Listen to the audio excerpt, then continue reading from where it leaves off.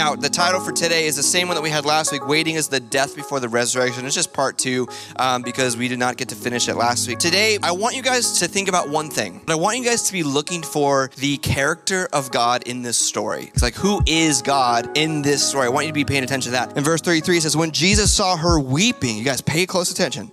When Jesus saw her weeping, and the Jews who had come along with her also weeping, he was deeply moved in the spirit and troubled. Put your finger on the word weeping. Do you guys understand what that word actually means? It's like crying, and that it's a sad emotion, but weeping is more than just crying. It is a deep, visceral expression of grief. It's a deep, visceral expression of love. It is shared sorrow. It is loud. It is not pretty, and it is a grieving. It is deep grieving. So it's one thing to simply cry, but it's another thing to weep. It is like wailing, uncontrollable sorrow that you're expressing with your whole being. So these women here are weeping, and Jesus saw them weeping. It says that he was deeply moved, that he saw their reaction, that he saw what they were going through, and that he himself was deeply moved by this. Jesus knows the outcome of the story already. If we were to have paid attention last week in the beginning of the text, Jesus had told his disciples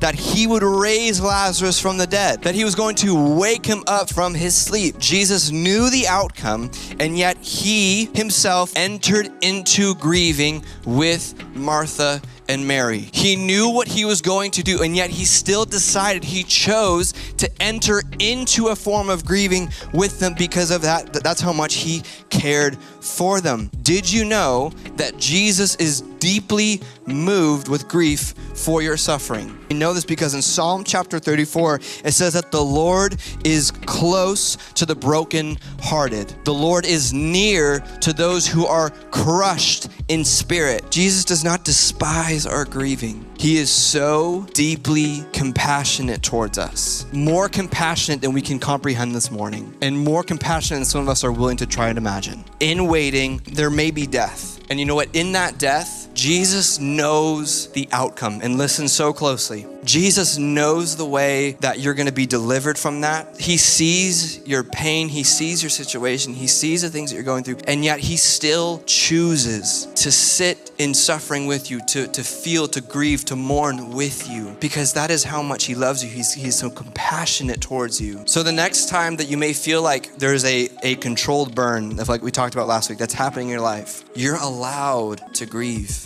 You're allowed to feel the things that you're going through. You're allowed to feel the hurt, but just know and remember that you're not alone in that hurt. That Jesus is actually, he's near and he's close to the brokenhearted. That he's near and he's close to you in your pain and in your suffering as well.